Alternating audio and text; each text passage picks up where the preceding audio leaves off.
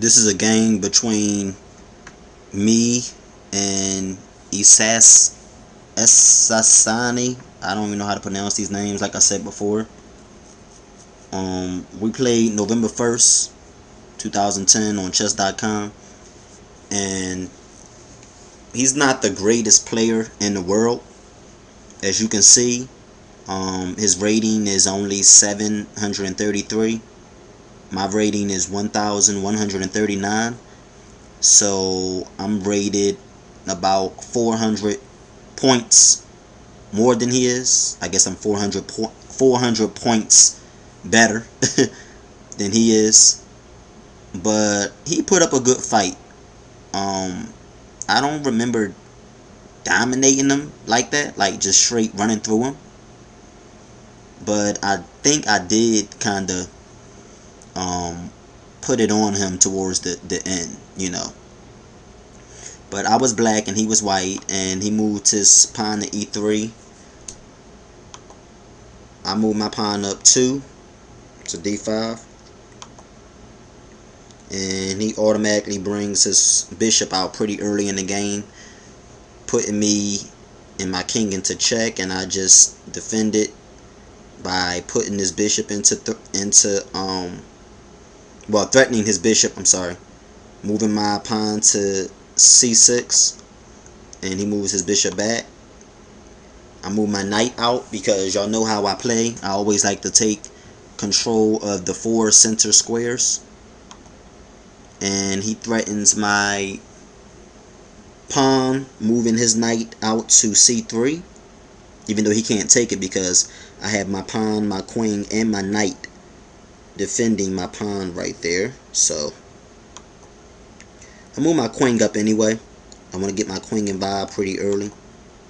He moves his knight down to f3, and I pin his knight down. He can't move his knight down because if he do, I'm going to take his queen, of course.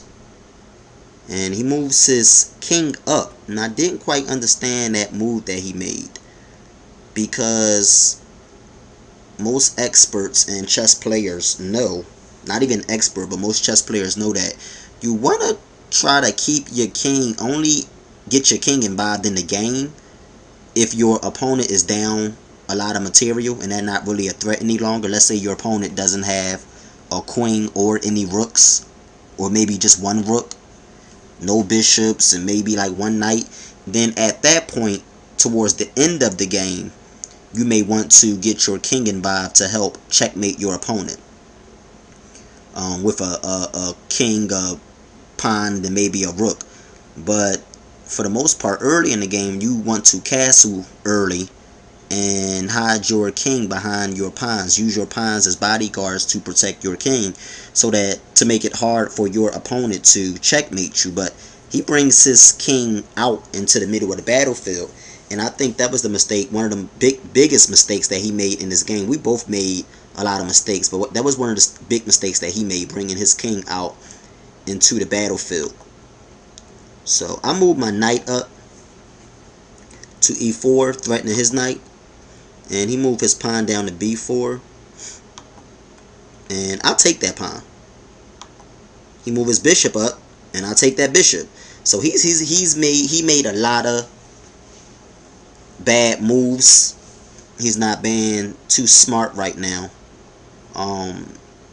He's not making very wise decisions for himself.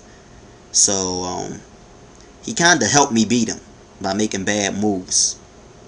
I seen him play before. He's really a decent player, a lot better than his ratings would suggest, but he's making a lot of bad moves in this game, and I think that's because of the moves that I'm making, is making him make bad moves, because I'm making pretty decent moves myself. So I may be, confusing him a little bit. So he's making, sometimes when you have a player that, confuse you with the moves that they make, you can make bad moves if they putting a lot of pressure on you. And at this point, you can see that's pretty much what I'm doing. He threatens my queen, moving his queen over to b1, and I decide to take his rook and put him into check. He take my, why did I say take his rook? I took his knight. I'm sorry, talking too fast. I always say the wrong words. And then I took his pawn, and he takes my pawn down there on b7. Now he's pretty much going to take my rook. There's nothing I can do about that, and that's a mistake that I made. So both of us are making a lot of mistakes in this game. I'm sure experts will look at this game and say, wow, geez, these bums do not know what they're doing. But that's a part of learning. We're both intermediate players. I put him into check. He moves out the way, and I put him into check again. He moves back down to the same spot, and I realize at that point, duh, I can take his bishop there on, what is that, a4. So I move my queen back down, put him into check again. He moves to d1, and I take his bishop out. He takes my rook,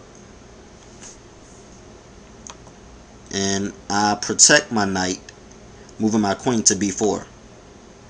He threatens my bishop, moving his pawn down to h3. I move my bishop out the way. He moves his queen up to a7.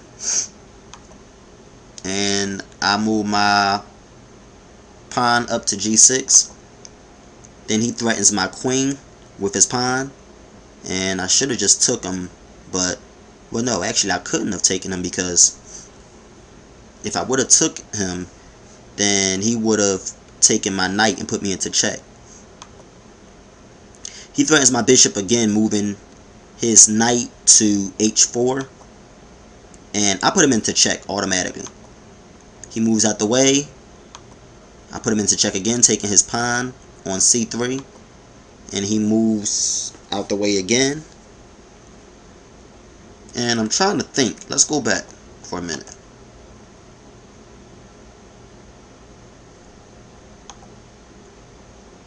Do you guys see the mistake I made? Do you see that dumb move that I just made? What did I do wrong? It was my move, and instead of moving my queen up to c2, I moved my queen over to c3. I had checkmate right there. That was checkmate right there. I could have won the game if I had just moved my queen up one space diagonally to c2. That would have been the end of the game. Would have been over right there. This is what I'm talking about, amateur mistakes that I make. This is why I'm not a grandmaster.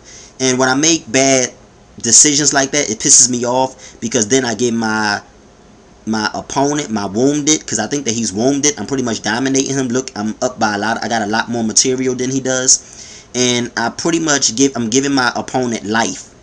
I'm allowing my opponent an opportunity back into the game. And see, if I was up against a real tough, good player, he would have moved his queen down after I took his rook right there, and he moved out of check, and I moved right there. He could have moved,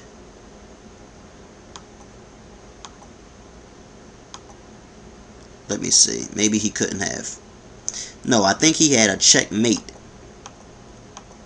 Let's scroll back and see that again.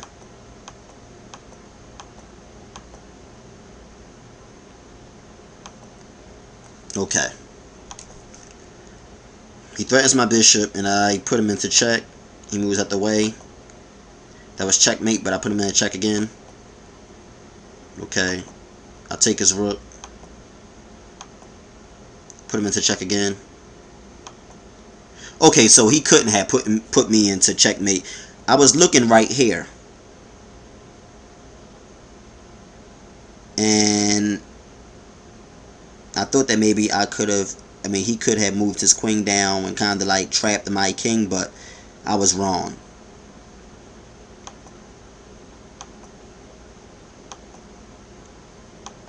But I put him into check again with my bishop.